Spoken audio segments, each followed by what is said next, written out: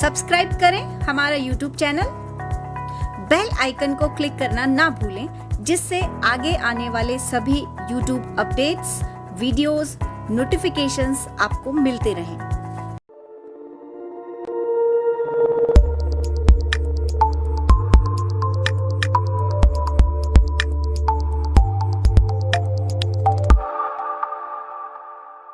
नमस्कार दोस्तों, मैं डॉक्टर संजय गोयल परिष्कार वर्ल्ड में आपका स्वागत करता हूं। आज हम आपके लिए लेकर के आए हैं रीट लेवल सेकंड में बायोलॉजी के जो क्वेश्चंस जो पूछे जाते हैं, जो इम्पोर्टेंट जो क्वेश्चंस हैं, मॉडल टेस्ट पेपर सेकंड। देखें बच्चों, इसमें जो पहला क्वेश्चन जो हम आपके लिए लेकर के आए, वृषण के द्वारा स्रावित होने वाले हार्मोन का नाम बताइए। वृषण जो कि नर के अंदर पाए जाते हैं, नर जननांग होते हैं, इनके बारे में हम बात कर रहे हैं कि इनके द्वारा कौन सा हार्मोन स्रावित किया जाता है। तो इसमें जो बच्चों ऑप्शन दे रखे हैं, पहला ऑप्शन है थायरॉक्सिन, सेकंड ऑप्शन है एस्ट्रोजन, थर्ड ऑप्शन दे रखा है इंसुलिन और चौथा है टेस्टोस्टेरोन। हम बात कर रहे हैं वृषण के द्वारा। तो वृषण जो कि मेल जेनाइटल ऑर्गन होते हैं, नर जननांग जो होते हैं, इनके द्वारा जो हार्मोन स्रावित किया जाता है वो है टेस्टोस्टेरोन। लेकिन बच्चों हम यह बताइए कि जो टेस्टोस्टेरोन ही राइट क्यों है, ये जो तीन ऑप्शन है ये तीन गलत क्यों हैं। तो हम इसका एनालिसिस करते हैं बच्चों कि जो थायरॉक्सिन जो हार्मोन है, ये थायरॉक्सिन हार्मोन थायराइड ग्रंथि के द्वारा स्रावित किया जाता है बच्चों, जो कि हमारे गले के अंदर पाई जाती है। दूसरा जो हार्मोन है एस्ट्रोजन, एस्ट्रोजन हार्मोन जो कि मादा जननांग जो होते हैं, अंडाशय की ग्राफियन पुटिका के द्वारा स्रावित किया जाता है एस्ट्रोजन हार्मोन। तीसरा जो ऑप्शन है बच्चों इंसुलिन, इंसुलिन जो हार्मोन है ये स्रावित किया जाता है अग्नाशय के द्वारा। ये जो अग्नाशय होता है, अग्नाशय की बीटा कोशिकाओं से स्रावित होता है। अग्नाशय जो कि एक पेनक्रिया जो कि हमारे आहार नाल के अंदर जो एक यू आकृति की जो नली होती है, ग्रहणी की जो दोनों भुजाएं होती हैं, उनके मध्य में पाया जाता है। उसके अंदर उनकी जो दो प्रकार की कोशिकाएं होती हैं, अल्फा कोशिकाएं और बीटा कोशिकाएं। अल्फा कोशिकाओं से ग्लूकागॉन निकलता है और बीटा कोशिकाओं से इंसुलिन निकलता है, तो उनके द्वारा स्रावित होता है। और जो हमने जो क्वेश्चन पूछा था बच्चों आपसे कि वृषण के द्वारा कौन सा हार्मोन स्रावित किया जाता है, तो टेस्टोस्टेरोन वो कौन सी कोशिकाएं वृषण की लैडिंग या अंतराली कोशिकाओं द्वारा स्रावित होता है। ये इसका राइट आंसर है। तो टेस्टोस्टेरोन कहां से निकलता है बच्चों? वृषण की लैडिंग या अंतराली कोशिकाओं के द्वारा। अभी हार्मोन करता क्या है? यह जो टेस्टोस्टेरोन हार्मोन है, नर के अंदर जो द्वितीयक लैंगिक लक्षण होते हैं, आवाज का भारी होना, दाढ़ी मूंछ का आना, छाती पर बालों की उपस्थिति, ये सब इसी हार्मोन के कारण से होता है, टेस्टोस्टेरोन के कारण से। इसके अलावा जो नर के द्वितीयक जो सहायक नरजनन अंग हैं या शुक्रवाहिनी है, शुक्राशय है, उन सभी का निर्माण भी इन्हीं के द्वारा होता है। अगला अपना नेक्स्ट क्वेश्चन की बात करते हैं बच्चों। जो नेक्स्ट क्वेश्चन जो रीट लेवल सेकंड के अंदर जो आज हम आपको जो जानकारी दे रहे हैं वो है वृक्क की संरचनात्मक व क्रियात्मक इकाई है। वृक्क मीन्स किडनी, जो हमारी उदर गुहा के अंदर पाया जाता है, उसकी संरचनात्मक और क्रियात्मक इकाई क्या है?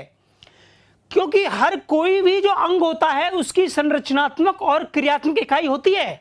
तो ये जो किडनी की क्या है? नेफ्रॉन।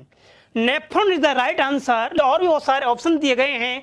पहला नेफ्रॉन है, दूसरा सार्कोमियर है, तीसरा रेता नलिकाएं हैं और चौथा न्यूरॉन है। तो इसका जो आंसर देखते हैं इसका सही राइट आंसर क्या है? नेफ्रॉन। लेकिन नेफ्रॉन ही सही क्यों है? जो वृक्क जो होते हैं वो नेफ्रॉन से मिलकर के बने होते हैं, या बहुत सारे जो नेफ्रॉन होते हैं वो वृक्क को बनाते हैं। लेकिन अब हम इसकी देखते हैं, जो सार्कोमियर है, ये सार्कोमियर जो पेशी जो होते हैं, पेशी संकुचन, जो मसल का जो कॉन्ट्रैक्शन होता है, जब हम जो हमारी हड्डियां हैं, हड्डियों के ऊपर मसल्स लगी रहती है, पेशियां लगी रहती हैं, जब हम चलते फिरते हैं तो पेशियों में कॉन्ट्रैक्शन होता है, संकुचन होता है।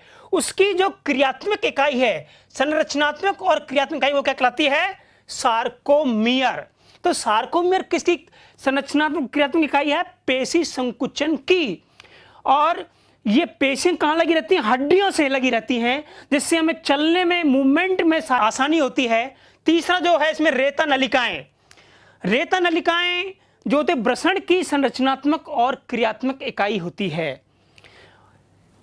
न्यूरॉन जो होते हैं ये तंत्र का तंत्र, नर्वस सिस्टम जो होता है उसकी संरचनात्मक और क्रियात्मक इकाई होती है न्यूरॉन। इस प्रकार हम देखते हैं कि इस एक क्वेश्चन के अंदर 4 क्वेश्चन बन चुके हैं। जो वृक्क की संरचनात्मक क्रियात्मक इकाई नेफ्रॉन, सार्कोमियर है पेशी संकुचन की, रेता नलिकाएं हैं वृषण की, और न्यूरॉन है किसकी? तंत्रिका तंत्र की। नेक्स्ट क्वेश्चन देखते हैं। नेक्स्ट क्वेश्चन हम आपको लेकर के आए हैं कि कौन सा रक्त समूह सार्वत्रिक दाता है? यूनिवर्सल डोनर की हम बात कर रहे हैं कि कौन सा ब्लड ग्रुप है जो कि यूनिवर्सल डोनर है, सार्वत्रिक दाता है। अब देखिए बच्चों, इसमें ऑप्शन दे रहे हैं रक्त समूह ए, रक्त समूह बी, रक्त समूह ए बी और रक्त समूह ओ। देखें इसका राइट आंसर क्या है? रक्त समूह ओ। रक्त समूह ओ ही सार्वत्रिक दाता क्यों है? क्यों है यूनिवर्सल डोनर? तो देखिए बच्चों, इसमें रक्त समूह ए जो केवल ए वाले को ही रक्त दे सकता है, रक्त समूह बी केवल ब्लड ग्रुप बी वाले को ही दे सकता है। जिस व्यक्ति के अंदर रक्त समूह बी है उसको बी का ही हम रक्त दे सकते हैं। रक्त समूह एवी केवल एवी वाले को ही दे सकता है तथा, लेकिन इसमें जोड़ा गया तथा सभी से ले सकता है, सार्वत्रिक ग्राही। लेकिन हम कहते हैं कि जो ब्लड ग्रुप ए बी है ये सार्वत्रिक ग्राही है। हमने पूछा है सार्वत्रिक दाता यानी कि देने वाला, जबकि ब्लड ग्रुप ए बी क्या है? सार्वत्रिक ग्राही यानी जो सबसे ले सकता है। जो अब रक्त समूह ओ सभी रक्त समूह वाले व्यक्तियों को रक्त दे सकता है, यानी कि ये सार्वत्रिक दाता है। तो देखिए हमने इसके एक टेबल लेकर के आए हैं। ये ब्लड ग्रुप हैं जो कि मनुष्य के अंदर 4 प्रकार के ब्लड ग्रुप पाए जाते हैं, रक्त समूह ए, बी, ए वी और ओ। अब जिन मनुष्यों के आरबीसी के अंदर रक्त समूह ए होता है, उसके अंदर ए एंटीजन होता है, उसमें रक्त समूह ए, बी एंटीजन होने पर रक्त समूह बी और ए बी एंटीजन होने पर रक्त समूह ए बी हो जाता है। तो हमने जब बात की थी रक्त समूह ओ की, तो इस रक्त समूह में क्या नहीं होता? एंटीजन नहीं होते। तो इसमें एंटीजन नहीं होने के कारण से रक्त समूह ओ जो होता है ये सार्वत्रिक दाता होता है। अब चौथे क्वेश्चन के लिए शुरू करने के लिए मेरे साथ ही आ रहे हैं नरेंद्र नागर जी। नमस्कार दोस्तों, हमने अभी रीट लेवल सेकंड के मॉडल टेस्ट पेपर सेकंड में 3 क्वेश्चनों के ऊपर बात की। हमारे संजय गोयल सर आए थे, उन्होंने 3 क्वेश्चनों पर बात की, उनका एनालिसिस हुआ। अब बाकी 3 क्वेश्चनों के एनालिसिस के लिए मैं आपके सामने उपलब्ध हूँ। इसी श्रृंखला में जो चौथा प्रश्न है वो पूछा गया है कि सबसे लंबी जंतु कोशिका का नाम बताइए। देखिए कोशिका, जैसा कि हम जानते हैं कि कोशिका हमारे शरीर की संरचनात्मक व क्रियात्मक इकाई है, लेकिन कोशिका भी 2 प्रकार की होती है, पादपों में अलग होती है और जंतुओं में अलग होती है। तो इस प्रश्न में सबसे पहली समझने वाली बात क्या है कि वो जंतु कोशिका की बात कर रहा है। सिर्फ हमें अब क्या करना है? जंतु कोशिका पर ही फोकस करना है। अब इसमें अगर हम 4 ऑप्शन की बात करें तो 4 ऑप्शन दिए हुए हैं। पहली है तंत्रिका कोशिका, दूसरी है आपका शत्रुमुर्ग का अंडा, तीसरा ऑप्शन आपके सामने रखा है माइकोप्लाज्मा और चौथा ऑप्शन आपके सामने रखा है रेमी तंतु। ये 4 ऑप्शन आपके सामने रखे गए हैं। अगर हम इसके आंसर की बात करें तो इसमें सबसे लंबी जंतु कोशिका, अगर इस प्रश्न की हम बात करें तो इसका आंसर जो होगा वो होगा तंत्रिका कोशिका। अब यही ऑप्शन सही क्यों है? ऑप्शन ए ही सही क्यों है?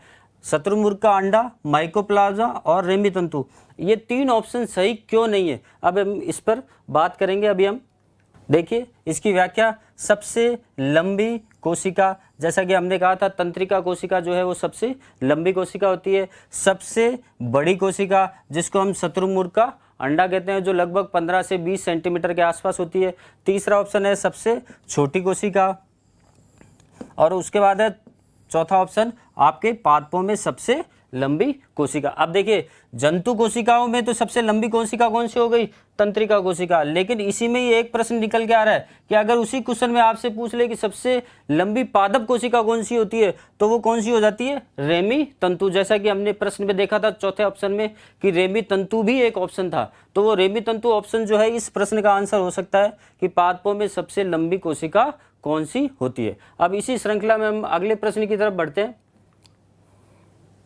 पांचवें प्रश्न पे बात की गई है जिसमें हमने 4 ऑप्शन रखे गए हैं और कहीं ना कहीं ये मिलान वाले प्रश्न है। मिलान वाले प्रश्न भी अपने आप में महत्वपूर्ण होते हैं क्योंकि इसमें हर प्रश्न जो होता है वो कई प्रश्नों को लेकर चलता है। अब इसमें 4 हमारे सामने विकल्प है और सामने ही आंसर दिया है। अब देखिए सबसे पहले तो प्रश्न में देखिए कि कौन सा जोड़ा गलत है। सामान्यतः प्रश्नों में पूछते हैं कि कौन सा जोड़ा मिल रहा है या कौन सा जोड़ा सही है। हमने पूछा है कि कौन सा जोड़ा गलत है। किसी भी प्रश्न को अगर सही करना है तो सबसे पहली उपलब्धि हमारी यही होती है कि हम प्रश्न को अच्छी तरीके से समझें, उसको 2 बार पढ़ें उसके बाद ही हम आंसर की तरफ बढ़ें। तो सबसे महत्वपूर्ण बात क्या है यहाँ पे कि कौन सा जोड़ा गलत है, वो गलत का पूछ रहे, सही का नहीं पूछ रहा। तो अब इसमें 4 ऑप्शन दिए गए हैं आपके। जैसे पहला ऑप्शन दे दिया केंद्रक किससे संबंधित है, आपके रॉबर्ट्स ब्राउन से संबंधित है। कोशिका किससे संबंधित है, ल्यूमेनहॉक से संबंधित।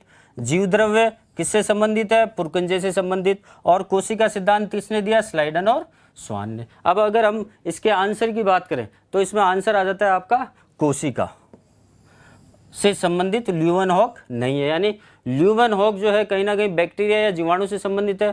ल्यूमेनहॉक ने बैक्टीरिया और जीवाणु के बारे में अपना अध्ययन किया, उसी के बारे में उन्होंने खोज की है। ल्यूमेनहॉक का कोशिका से कहीं पे भी किसी भी प्रकार का कोई रिलेशन नहीं है। तो इसका गलत जोड़ा क्या हो जाएगा कि कोशिका जो है वो ल्यूमेनहॉक से संबंधित नहीं है। अगर हम इसकी एनालिसिस की बात करें, जैसे हमने पहला क्या कि केंद्रक जो है, केंद्रक किससे संबंधित है, रॉबर्ट्स ब्राउन से संबंधित है। जैसा कि हम मानते हैं कि जो कोशिका होती है उस कोशिका के मध्य भाग में क्या उपस्थित होता है, आपका केंद्रक उपस्थित होता है। और ये केंद्र की कोशिका में होने वाली समस्त क्रियाओं पर क्या करता है, अपना नियंत्रण करता है। और इस केंद्र की खोज किसने की, अपने रॉबर्ट्स ब्राउन ने की। तो पहला ऑप्शन जो है वो सही था हमारा। उसके बाद दूसरा था कोशिका की खोज। जैसा कि उसमें कहा गया था कि कोशिका की खोज से संबंधित हमने ल्यूमेनहॉक दिया था, जबकि वास्तव में क्या है कि कोशिका की खोज किसने की है, रॉबर्ट्स हुक ने की है। इन्होंने 1665 में की कोशिका की खोज। और यह कोशिका जो होती है वो शरीर की संरचनात्मक व क्रियात्मक इकाई होती है। ये जो रॉबर्ट्स हुक थे इन्होंने एक पुस्तक भी लिखी है कोशिका से संबंधित, जिसे माइक्रोग्राफिया कहा गया है। इन्होंने नॉर्मली पेड़ों की छाल से जो है छाल का अध्ययन किया और छाल के अंदर ही उन्होंने छोटे छोटे प्रकोष्ठ देखे जिनको उन्होंने सेलुला नाम दिया। तीसरा ऑप्शन था हमारा जीव द्रव्य। जीव द्रव्य 2 भागों में बटा गया, साइटोप्लाज्म और न्यूक्लियोप्लाज्म। अगर हम कोशिका की बात करें, जैसे हम कहें कि भाई ये कोशिका है आपकी, कोशिका के मध्य में ये आपका केंद्रक हो गया। तो इस कोशिका के अंदर जो तरल पदार्थ भरा हुआ है सारा का सारा, इस सारे को इसने क्या कह दिया, प्रोटोप्लाज्म या जीव द्रव्य। और इस जीव द्रव्य को 2 भागों में बांटा गया। इस केंद्र के अंदर जो पदार्थ उपस्थित होता है उसको हमने कह दिया न्यूक्लियोप्लाज्म, और केंद्र के बाहर जो पदार्थ उपस्थित होता है उसको हम कह देते हैं साइटोप्लाज्म। तो ये जीव द्रव्य या जो प्रोटोप्लाज्म होता है ये नॉर्मली 2 चीजों से मिलकर बनता है। साइटोप्लाज्म जो केंद्र से बाहर उपस्थित होता है, और केंद्र के अंदर उपस्थित जो तरल पदार्थ होता है उसको हम कह देते हैं न्यूक्लियोप्लाज्म। और चौथा ऑप्शन है कोशिका सिद्धांत। कोशिका सिद्धांत जो है, हमने जब ऑप्शन की बात की तो हमने कहा था कोशिका सिद्धांत किसने दिया, स्लाइडन व स्वान ने। देखिए ये अलग अलग वैज्ञानिक है, स्लाइडन भी अलग है, स्वान भी अलग है। दोनों जर्मनी के वैज्ञानिक थे, लेकिन ये वनस्पति विज्ञ है, इन्होंने बॉटनी में बहुत सारा काम किया है। और ये प्राणी विज्ञ है, इन्होंने प्राणी शास्त्र में बहुत सारा काम किया, लेकिन उन्होंने सम्मिलित रूप से कोशिका सिद्धांत दिया। किसने, स्लाइडन और स्वान ने। तो इससे संबंधित प्रश्न भी बहुत ज़्यादा आपसे पूछे जाते हैं। कोशिका सिद्धांत के अनुसार प्रत्येक कोशिका की उत्पत्ति अपनी पूर्ववर्ती कोशिका से होती है। यानी कोई भी कोशिका है, अगर उसका अस्तित्व है तो वो अपनी पूर्ववर्ती कोशिका से ही या पूर्ववर्ती कोशिका के विभाजन होने से ही उसकी उत्पत्ति हुई है। यही हमारा कोशिका सिद्धांत कहता है, जो स्लाइडन व स्वान ने दिया। अब अगले प्रश्न की ओर बढ़ते हैं। इसमें भी हमने देखिए कहीं ना कहीं मिलान वाले प्रश्न रखने का प्रयास किया, जिससे ज़्यादा से ज़्यादा जो है क्वेश्चन आपके सामने आए। सूची 1 को सूची 2 से सुमेलित कीजिए। सूची 1 को सूची 2 से सुमेलित कीजिए। इसमें पहला है माइटोकॉन्ड्रिया, सामने रखा गया आपके प्रकाश संश्लेषण। दूसरा है आपके हरित लवक, सामने रखा गया है आपके वाष्पोत्सर्जन। तीसरा है आपके स्टोमेटा या रंध्र जो कि पत्तियों में उपस्थित होते हैं, और उसके सामने जो विकल्प रखा गया है वो रखा गया है श्वसन। और चौथा ऑप्शन है आपके डी यानी राइबोसोम, जो कि जिसके सामने प्रोटीन संश्लेषण रखा गया है। अगर हम सही आंसर की बात करें इन चारों ऑप्शन में से, इन मिलान वाले में जो ए बी सी डी दिए गए हैं, तो ये जो चौथा ऑप्शन है, ये चौथा ऑप्शन जो है वो कहीं ना कहीं सही रखा गया है। जैसे हम पहले बात करते हैं माइटोकॉन्ड्रिया। माइटोकॉन्ड्रिया किससे संबंधित है? हमारे श्वसन से संबंधित है। दूसरा है आपका ऑप्शन जो है हरित लवक। हरित लवक किससे संबंधित है? आपके हरित लवक आपके प्रकाश संश्लेषण से संबंधित है। और उसके बाद स्टोमेटा या रंध्र जो कि पत्तियों में उपस्थित होते हैं, जो कि गैसीय विनिमय यानी ऑक्सीजन और कार्बन डाइऑक्साइड का गैसीय विनिमय करते हैं, प्लस जो है जल का उत्सर्जन भी करते हैं, जिसको हम कहते हैं वाष्पोत्सर्जन। तो तीसरे ऑप्शन की बात की जाए तो इसका ये आंसर हो जाता है आपका वाष्पोत्सर्जन। और चौथे ऑप्शन की बात की जाए कि राइबोसोम, ये भी कोशिका के अंदर उपस्थित होते हैं। अत्यंत सूक्ष्म कण उपस्थित होते हैं, सूक्ष्म कणों के रूप में ये कोशिका के अंदर उपस्थित होते हैं। नॉर्मली जो है एंडोप्लाज्म जो है अंतःप्रद्रवी जालिका जो है उस पर उपस्थित होते हैं। तो इनका कार्य क्या होगा? आपका प्रोटीन का संश्लेषण।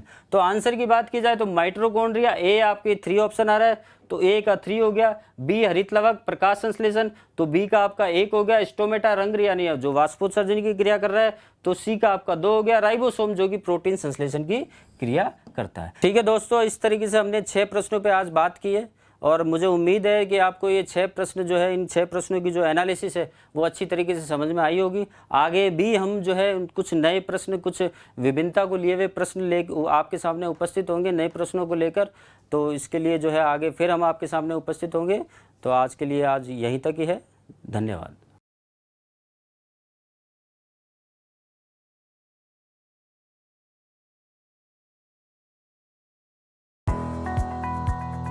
सब्सक्राइब करें हमारा YouTube चैनल, बेल आइकन को क्लिक करना ना भूलें, जिससे आगे आने वाले सभी YouTube अपडेट्स, वीडियोस, नोटिफिकेशंस आपको मिलते रहें।